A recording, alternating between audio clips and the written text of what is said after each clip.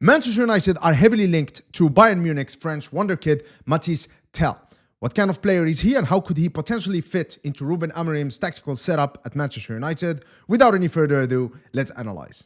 All right, so let's get started with Mathys Tel's player overview. So obviously Mathys Tel, a 19-year-old, he's a youngster. He joined Bayern Munich as a 17-year-old from Stade Rennais in France. He plays as a right winger or left winger, sometimes even as a striker. And here, as you can see from his heat map, he's actually quite similar to Alejandro Garnacho when it comes to the areas where he likes to play. He likes to attack these half spaces right here. Basically, he acts more like an inside forward who likes to collect the ball into the wide areas and then run at defenders. He likes to dribble with the ball. He likes to cut into his preferred right foot and shoot, as I'm going to show you later on with some of the goals that he scored for Bayern over the past 2 seasons. The only distinction between Garnacho and Mathys Tel is that Garnacho obviously touches the ball much deeper.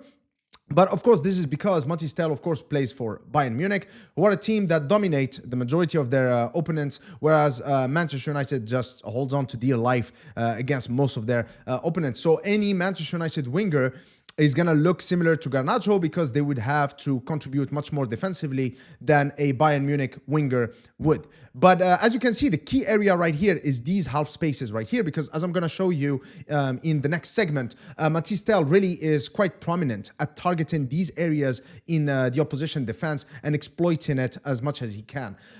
He is 180 centimeters tall, so he's not a small guy. He's not the biggest, but he's actually quite strong. And again, I'm going to show you evidence of that in a minute. His strengths, of course, his athleticism, he's quite fast, quite pacey.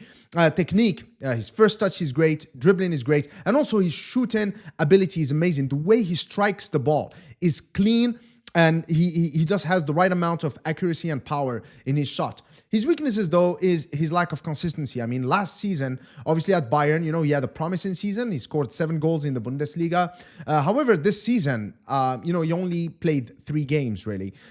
He's not really quite productive for Bayern Munich, as much as a striker or a forward should be for a team like Bayern, especially this season where they're doing quite well. And of course, his form is quite erratic. There are certain games where he, scores an 8 or 8.5 out of 10. And then there are other games where he's just a passenger, with a 6 or 6.5 out of 10 score. This is quite common with young players. Remember, he's 19. But it's also something to keep an eye on. Maybe this is a player who is going to be a player that shines in moments, but not a player that provides consistency over the course of a season or over the course of his career. So that's definitely something to keep in mind. Of course, Manchester United, we have to talk about the injury risk assessment. But of course, when it comes to Mathys Tel, that risk is actually quite low. Of course, he's still young in his career, so maybe there could be issues that are going to emerge later on in his career. However, as far as the past 2 seasons are concerned, the longest he's missed, a chunk of a season because of an injury was because of a torn muscle in 2022-2023, where he missed 12 days. So again, nothing to see here, nothing too serious. Now, let's have a look at how he looks like on the pitch. So, of course, the keen-eyed among you are going to remember this goal from when he played against us last season in the Champions League. And again, this just shows how great he is at exploiting this space right here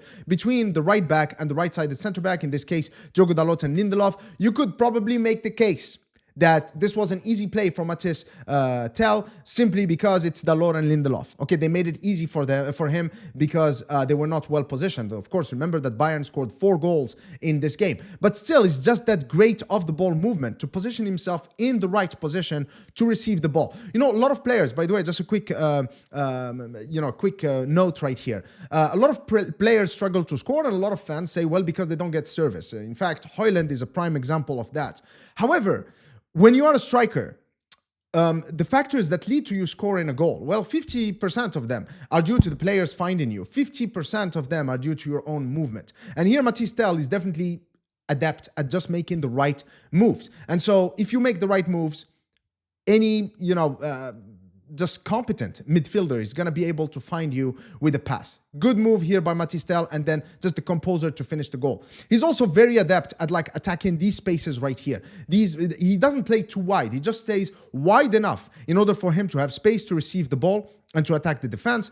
but he doesn't steer away from these half spaces where he can be dangerous and have a shot on goal or an assist. So in this case here, he's making a good long busting run from the defense right here into this half space right here. He sees Harry Kane, and even though he's right-footed, he's still quite adept at using his left foot. And also what I like about Mathys Tel in this sequence is that he plays fast. Sometimes you see it even with Ahmad. I mean, I've talked about Ahmad, even though I appreciate him as a player, sometimes he just doesn't play quick enough. And we end up just squandering chances because of that. Same thing with Garnacho. Sometimes they just want to keep the ball too much. And this is something that most young players are guilty of, all right? So to see Mathys Tel actually being a little bit more mature in just how quick he releases the ball, that's actually great to see.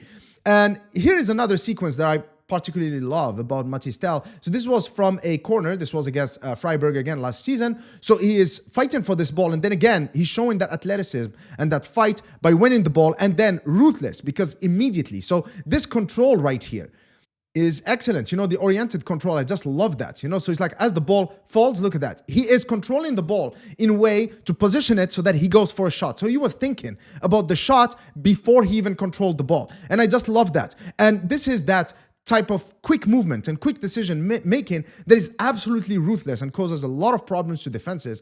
And it's the same kind of quick decision making that the current Manchester United forwards are missing. So again, these are just a few reasons why I think that Mathys Tel could actually be a pretty good addition to Manchester United in this January transfer window. All right, so obviously from this brief player analysis video, you can clearly sense that I rate Mathys Tel as a player. I think he's a wonderful player. He's quite exciting, but he's still young. Even though his ceiling is high, he is still young. And I'm afraid that we currently have too many of these players at Manchester United. Players who are young and promising, but we need players who can perform right now. At the same time, I do accept the fact that the January transfer window is notorious for not having the best value when it comes to transfers. All the players are overpriced, and the top players from the top clubs who are currently overperforming are never going to come to Manchester United in mid-season unless you overpay, unless you are ready to pay 140, 150% higher than you would pay for that same player in the summer. This is why I think that this Mathys Tel transfer, even though I talked about his lack of consistency, how erratic he can be as a young player, I still think that there is a potential for a good deal. And that's if Manchester United can agree with Bayern for a loan with an option to buy. So just agree on a fee, let's say, okay, 40 million, okay?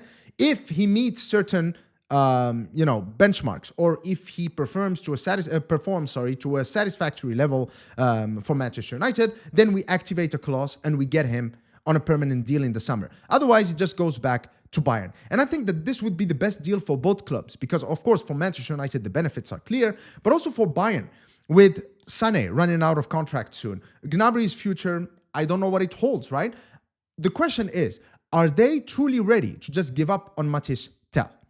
Maybe not. So maybe a move to Manchester United could just be what's needed for Mathys Tel right now to ignite his season, to get him to gain a little bit more confidence, just get him battle hardened, okay? So that he can come back to Bayern a better player. And I think Manchester United could actually negotiate a deal with Bayern that just splits the risk between these two European giants. If we can get a deal that minimizes the risk for us, I'm all for taking Mathys Tel. After all, Chelsea, Arsenal, and Spurs are for him. This just shows how highly rated he is among Premier League clubs. So if we can get a deal that works for us, then Mathys Tel, I'm all in. But if it is to spend, another 35, 40 million on Mathys Tel currently, that's just spending too much on potential and not spending enough on players who can currently affect, the course of the games and help us get points, okay? So what do you guys think about this Mathys Tel transfer rumor? Do you think he's going to be a good player for us? If so, please describe how do you think he can be helpful to the team in the comment section below. If you did enjoy this video, please give it the thumbs up. Until next time, cheers.